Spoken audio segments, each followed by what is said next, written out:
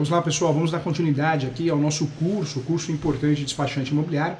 E nesse momento eu quero que você aprenda a fazer um parecer que é uma das funções importantes de quem desempenha essa função de despachante imobiliário, tá? Nós já falamos aqui que o despachante imobiliário, ela pode trabalhar em parceria com bancos, instituições financeiras, imobiliárias, corretores, advogados, contadores, pode ser advogado, pode ser contador, pode ser corretor, criando um braço novo para o seu escritório, para o seu trabalho, um plano B, né, ou plano A, para muitos se torna um plano A. Então, dentro desse serviço, dessa prestação de serviço, além de certidões que podem ser fornecidas, de fato, pelo despachante imobiliário, nós temos também a parte de registro, a parte de averbação, a parte também de informações, orientações, mas também um serviço muito importante, eu diria que é o parecer. Tá? Então vamos estudar juntos aqui para que você entenda como que é feito isso, passo a passo, para que você possa desempenhar esse trabalho com qualidade, né? Que seja um trabalho eficiente e um trabalho que você consiga entregar resultado para o seu cliente, tá bom? Vamos juntos aqui. Quando nós falamos de pareceres, nós temos várias formas, metodologias de pareceres. O parecer do despachante imobiliário é um parecer conclusivo, né? Ele ou ela, ele vai dar um parecer se a transação imobiliária está apta a ser feita, realizada. Esse é o objetivo do parecer. Então, você vai trazer questões registrais, pode explicar nesse parecer também questões importantes, questões de fato, né, questões não só registrais, mas administrativas da prefeitura. Então, é assim que nós vamos desenvolver esse trabalho. Como que eu vou elaborar esse parecer, então? O parecer, assim como acontece com o parecer jurídico, ele deve conter título. Então, parecer, deve conter título. Parecer jurídico, parecer despachante imobiliário, parecer imobiliário. Quem solicitou também tem que aparecer, que é o cliente. O assunto, no caso, a segurança da transação imobiliária, a segurança jurídica, o due diligence, o compliance imobiliário, que nós já explicamos aqui. Eu vou fazer sim o assunto, vou falar do assunto, a ementa, que é um resumo, o relatório, fundamentação e a conclusão. Nessa conclusão eu posso ter notas de rodapé com referências, inclusive. E é importante que, além de possuir conhecimento sobre o tema, ter uma linguagem clara, didática, acessível e fácil entendimento. Tá? Então nós temos o título, 2, quem solicitou, 3, o assunto, 4, a ementa, 5, relatório, 6, fundamentação e 7, a conclusão, lembrando que nós podemos ter notas de rodapé com referências ou podemos trabalhar essas referências à parte, ok? Então, importante isso. Quando nós falamos aqui do parecer, então vamos explicar ponto a ponto para você entender e desenvolver esse trabalho que é muito importante. O que é e como elaborar um parecer, né? Isso faz toda a diferença. Um parecer técnico, um parecer jurídico é importante. O parecer jurídico é um documento feito por especialistas do direito. Eu faço muitos pareceres para imobiliários, para advogados, para empresas. E como despachante imobiliário também, né? O despachante imobiliário exerce muito essa função também. Então, o parecer é um documento feito por especialistas do direito ou de outras profissões, um laudo técnico, normalmente feito por advogados, consultores, profissionais, técnicos daquela determinada área, que analisam um assunto, um determinado assunto, analisando esse assunto, aprofundando seus estudos em relação a esse assunto. Quando solicitado por empresas, indivíduos, para o cliente, ele é usado quando há dúvidas ou debates sobre o tema. Então, o parecer jurídico, nós temos esse conceito, essa conceituação. Existem 3 tipos de pareceres, tá? Então, vamos lá para poder aprofundar nossos estudos em relação a isso. Isso é muito importante.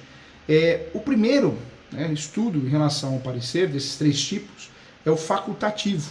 Facultativo. É um parecer que eu solicito para poder, de fato, conhecer melhor a matéria, saber se eu vou fazer a transação imobiliária ou não. Então, é assim que eu faço, é o parecer facultativo. O segundo é obrigatório. Tem situações que eu preciso de um laudo técnico, um parecer, numa ação de uso capião.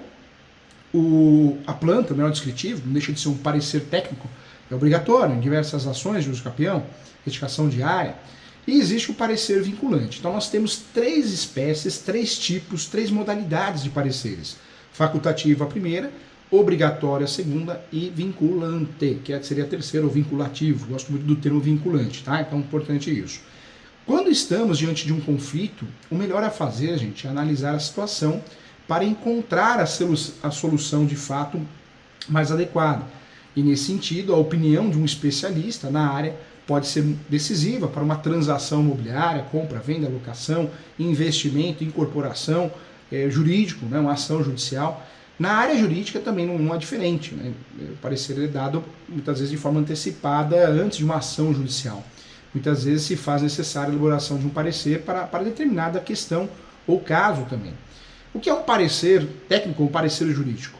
O parecer técnico, o parecer jurídico é uma análise técnica de uma situação ou processo que, acompanhado de um raciocínio técnico ou jurídico, trará referências doutrinárias, jurisprudenciais, doutrinárias livros, né? Jurisprudenciais julgados sobre aquele assunto, julgados, decisões sobre aquele determinado assunto, em conjunto com a opinião técnica do parecerista.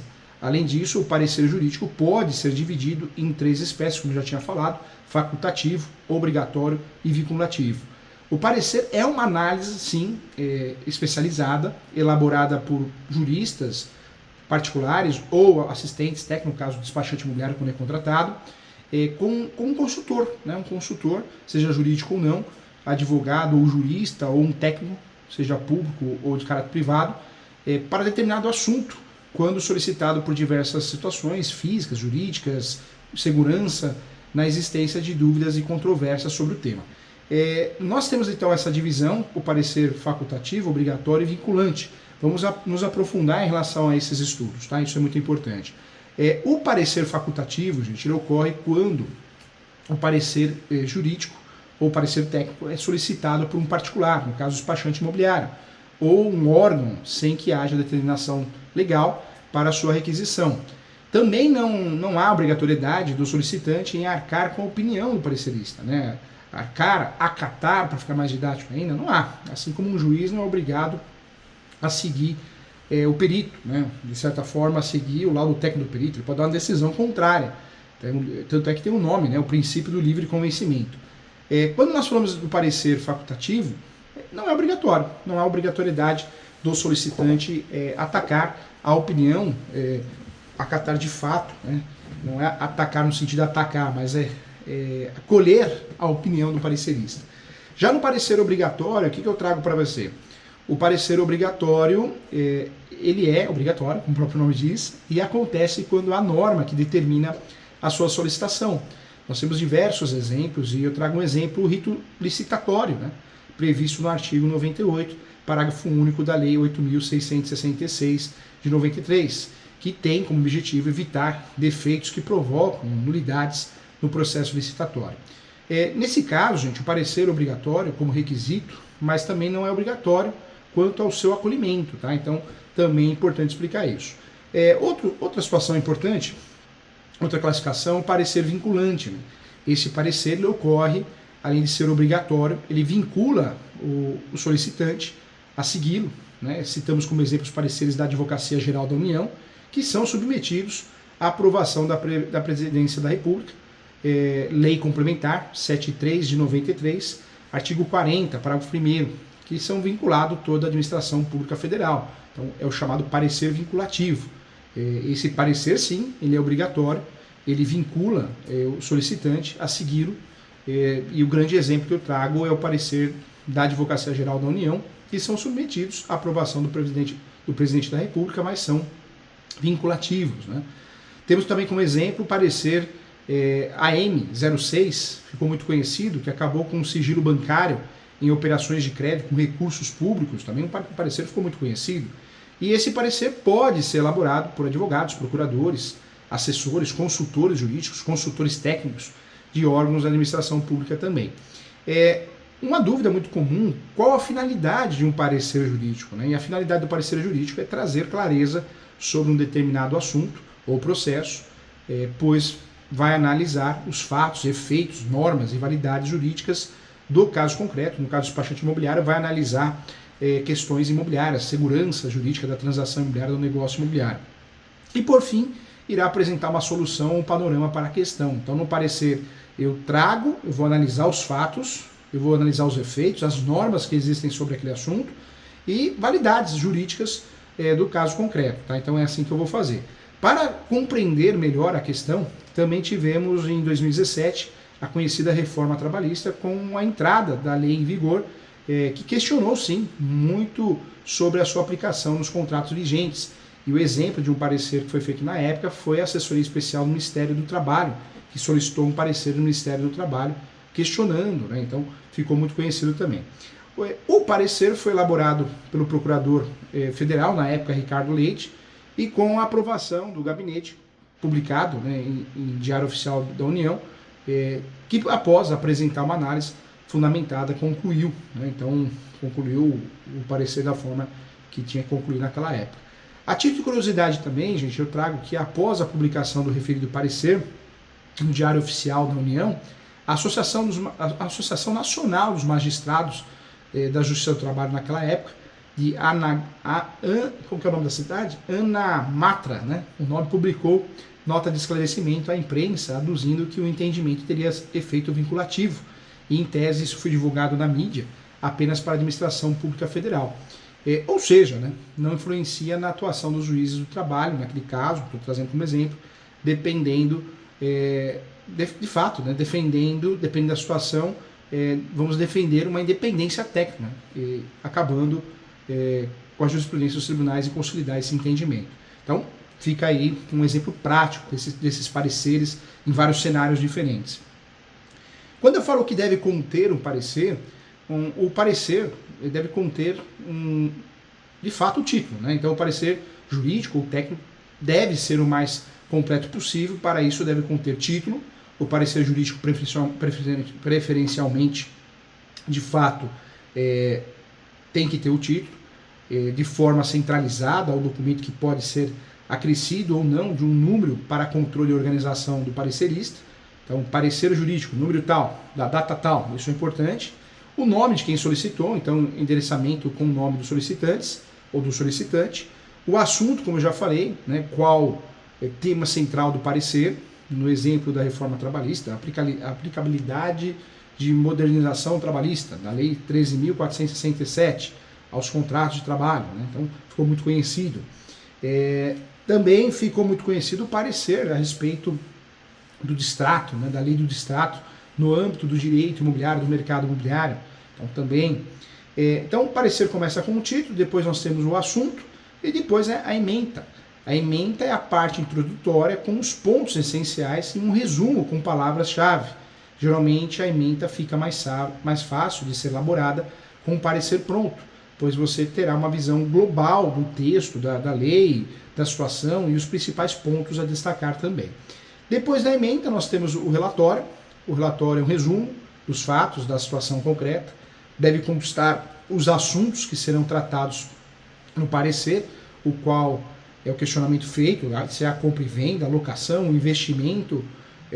Uma incorporadora precisa de uma equipe multidisciplinar para fazer uma pesquisa de mercado, se aquele empreendimento comercial residencial vai dar certo. É onde entra o despachante imobiliário também, o advogado, outros profissionais, o corretor. Então, a fundamentação ela é necessária, né? Ela é necessária diante dessas situações.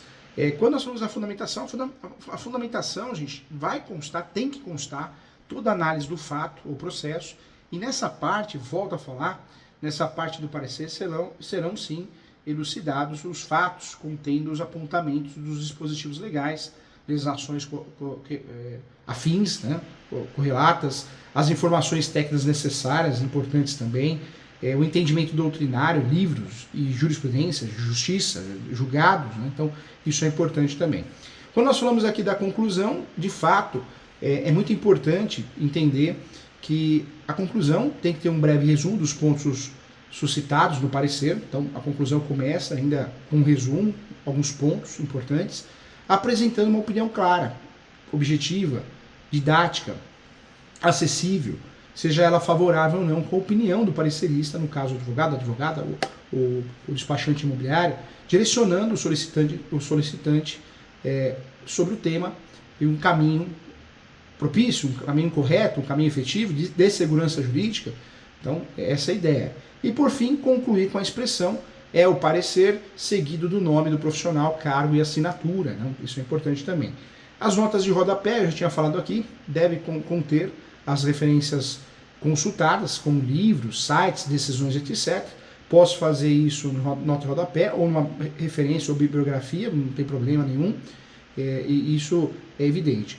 Como fazer um parecer, então, né, seja jurídico, seja técnico? O primeiro ponto é ter um profundo conhecimento sobre o assunto, sobre o tema, estudar. Também estude mais se for preciso, principalmente os pontos controvertidos, os riscos advindo da adoção ou não da conclusão do parecer. É importante ter uma linguagem clara, didática, acessível, de fácil entendimento, fácil compreensão, um português correto, claro.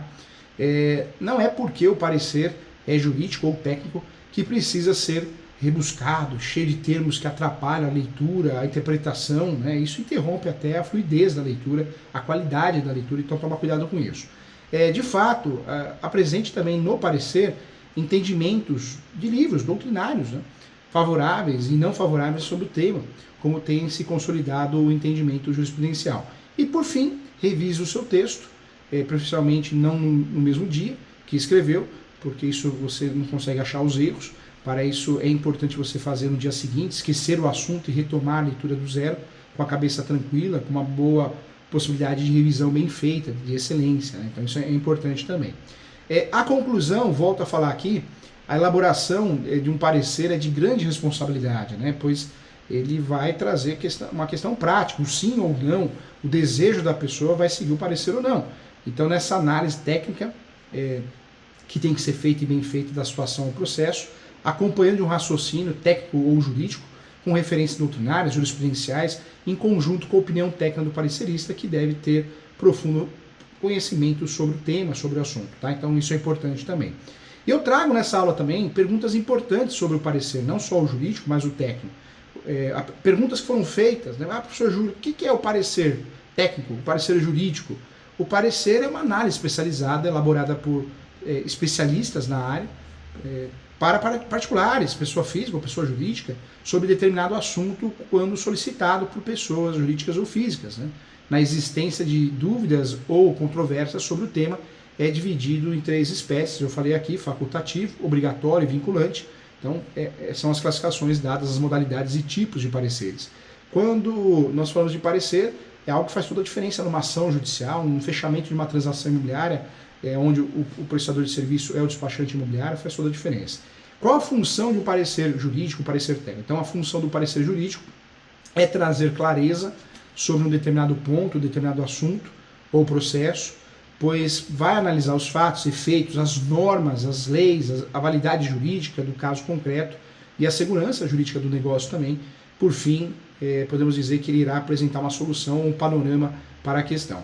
Quando nós falamos de parecer, outra questão importante, acho que a grande dica de ouro, né, que muitas perguntas são feitas, professor Júlio, como que eu faço parecer? Então, eu expliquei aqui, começa com o título, né? O parecer jurídico ou técnico deve conter, o início de tudo é um título, depois aparecer quem solicitou, siga essa regra, usa como um croquis, como um checklist, quem solicitou, traga essa resposta, assunto, qual que é? Ementa, relatório, fundamento, conclusão e a bibliografia, ou você vai usar a bibliografia, as referências em nota de rodapé, fica a seu critério. É importante que, além de possuir conhecimento sobre o tema, ter uma linguagem clara e de fácil entendimento faz toda a diferença. Outra dúvida, né, outro questionamento, qual a diferença do parecer jurídico e do relatório jurídico, ou parecer jurídico técnico ou relatório técnico? Então, o parecer jurídico é uma análise técnica de um determinado processo, que acompanhado de um raciocínio jurídico, traz referências doutrinárias, jurisprudenciais, em um conjunto com a opinião técnica do parecerista. Então, essa é a situação. Os relatórios jurídicos é um resumo, né, um resumo do caso. Por sua vez, envolvem noções estratégicas que têm o intuito de orientar as empresas sobre determinados indicadores, dados, atividades internas, saúde da companhia e até mesmo dos concorrentes. Então, tem um outro objetivo. São ferramentas diferentes, importantes ambas, mas diferentes. Tá? Então, importante saber disso, para que você possa ter sucesso. Então, com muita facilidade, quando nós falamos de pareceres, tanto técnico como jurídico, acho que os maiores segredos, né, são esses, né, para que você possa desempenhar um papel de qualidade nesse parecer. Se você perguntar, professor Júlio, como elaborar um parecer jurídico, um parecer técnico, passo a passo, né, para despachante imobiliário ou qualquer pessoa, advogados, é importante sim seguir essas dicas, esse checklist, para que você faça algo bem feito. Lembrando sempre que um parecer técnico ou jurídico Quem pode elaborar no parecer técnico-jurídico é um especialista, né? Um especialista que conheça a área afim, né? De forma aprofundada. Quando nós falamos de parecer, o que um parecer técnico-jurídico traz e qual a sua função, podemos dizer sim que o parecer é um instrumento técnico que ostenta a análise e a opinião de especialistas de determinada especialidade, né, sobre o tema correlato. Essa é a grande função, né, do parecer técnico, do parecer jurídico, essa é a intenção, trazer qualidade, trazer conhecimento, trazer segurança. Essa é a dica, essa é a ideia, né? Quando nós falamos de um guia de parecer, eu diria que um guia completo é você saber o que você vai fazer no parecer. Primeiro, pesquisar, trazer essa pesquisa, trazer os fatos, a realidade, a conexão com o caso concreto e trazer as alternativas. Claro que temos aí 3 tipos de pareceres, o facultativo, temos o obrigatório e o vinculante, cada um tem a sua função, mas o parecer tem a principal função, o objetivo de trazer conhecimento a quem contrata. Não só a opinião do parecerista, se sim ou se não, se faz um negócio ou se não faz, mas é importante trazer essa situação. Então, eu volto a falar que a estrutura do parecer desse documento, ela deve ser feita sempre pelo título, onde deve ser escrito parecer jurídico, de forma centralizada ao documento, acrescido do assunto, né? Eu gosto muito de fazer o título, o requerente apresentando também o interessado, que é um consulante, é o nome correto, ou seja, é o campo onde deve constar o endereçamento com o objetivo, o nome dos solicitantes. Eu entro depois com a ementa, né? Essa ementa é a parte introdutória, nesse espaço devem ser mencionadas todas as palavras-chave que se relacionam com o assunto debatido. Uma dica é deixar para elaborar esse tópico por último, tá? Eu deixo sempre por último, para a gente não fazer confusão, para que seja possível também incluir todas as expressões mencionadas no documento. Também é recomendado evitar o uso de nomes próprios, né, dispositivos de lei, prefira palavras ou pequenas frases nominais, fica melhor. Também outra dica que eu te dou, outro pulo do gato, né? Em relação ao sumário, esse item é optativo, até nem mencionei no início da aula, no início do curso, não mencionei, mas se você quiser trabalhar com um sumário para ficar mais organizado, você pode, também não interfere em nada, não fere nenhuma regra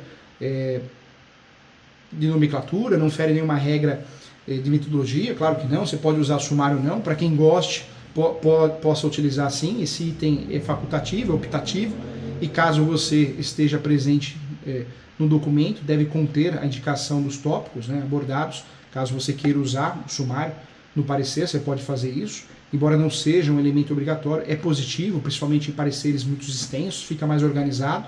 O relatório, eu já tinha falado aqui, que apresenta, né, um resumo sobre a questão a ser abordada. Essa parte deve trazer um relato sobre os fatos apresentados pelo cliente e geralmente a síntese, né, o resumo fático, síntese fática, né, como nós falamos, finaliza com a expressão o relatório e passa a ser optativo também, opinativo, né, de fato. A fundamentação é a parte mais importante do documento. Nesse tópico podemos dizer sim que o profissional ele vai abordar as teses de fato e de direito com os fundamentos jurídicos ou técnicos que vão embasar a sua avaliação e a conclusão, inclusive. E é importante argumentar de maneira clara, objetiva, didática, sempre incisiva sobre a questão. É importante que você demonstre conhecimento sobre o assunto e esclareça dúvidas. Lembre-se também sempre de basear leis, jurisprudências, atos normativos, doutrinas, quando possível. E finalizando, volto aqui, finalizando com a conclusão, é o último tópico, a conclusão é o último tópico. Esse último tópico deve conter um resumo sobre todos os pontos que foram abordados, estudados, verificados, analisados, especialmente sobre as teses, né, definidas pelo jurista. E o ideal também é sempre concluir o documento apresentando um ponto de vista favorável ou desfavorável sobre a questão debatida, e assim o cliente terá um melhor direcionamento sobre o assunto, não resta dúvida sobre isso. No entanto, gente, eu trago para você também que ele não é obrigado a seguir sua convicção, né? Volto a falar, volto nesse assunto. Ele, o cliente, eu falo do cliente, né? Ele ou ela, é possível sim que a conclusão também possa apresentar respostas sobre o questionamento que foram de fato levantados pelo cliente. Além disso, não se esqueça de autenticar o parecer jurídico, preenchendo com a assinatura. Autenticar é isso, preencher com a sua assinatura, para conferir maior legitimidade para o documento. Geralmente o desfecho da conclusão deve apresentar a expressão é o parecer, e a consideração superior depois, a finalização completa deve ser feita com o local, data, assinatura e o cargo que o profissional ocupa também, no caso do despachante imobiliário, advogada, isso é importante também. Uma pergunta foi feita, professor Júlio, elaborar um parecer, como elaborar? Seguindo essas regras, né? Após ter visto de fato as principais regras, as principais estruturas, é desse jeito que você vai fazer um parecer. Né? Utilize uma linguagem apropriada. Uma das estratégias que mais influenciam a criação dos pareceres é adotar uma linguagem que seja acessível para o consulente, e para isso entenda qual é o perfil do seu cliente. Ele entende sobre leis ou é leigo no assunto, é importante você entender o perfil, qual é o nível do conhecimento dele sobre o tema, para não ficar uma leitura cansativa, um parecer cansativo, muito técnico. Né? Então é importante também, a partir daí fica mais fácil saber qual é a maneira mais adequada de apresentar essas ideias, apresentar esse parecer. De forma geral, gente, use linguagem coesa, clara, objetiva, didática. Esse cuidado é necessário para evitar confusão na leitura. O parecer não vem para criar mais confusão, é para resolver uma luz no fim do túnel, eventuais erros de interpretação do cliente, inclusive. O ideal é evitar expressões jurídicas muito robustas, em latim, meu Deus do céu, esquece latim, hein? A menos que sejam estritamente necessárias no entendimento da questão, senão você foge. Seja imparcial também, não tente militar ou impor as suas opiniões sobre o assunto, isso pode interferir no desfecho da causa, inclusive, a não ser, e não, de fato não ser benéfico, né, ao seu cliente, e por isso não se precipite e busque agir da forma mais imparcial possível, mais neutra possível. É necessário sim analisar as diversas questões e apresentar a solução que seja mais apropriada para o caso concreto, mantendo os pensamentos isentos de qualquer julgamento de valor, prévio de valor, tá? Isso é importante também. Faça revisões constantes antes da entrega final, é importante. Antes de entregar o parecer jurídico, não se esqueça de fazer uma revisão completa, em língua portuguesa, conteúdo, lógica, interpretação. Ter o domínio das regras da língua portuguesa é fundamental, o básico, tem que ter, até mesmo das normas da ABNT, demonstrando profissionalismo e seriedade com o documento.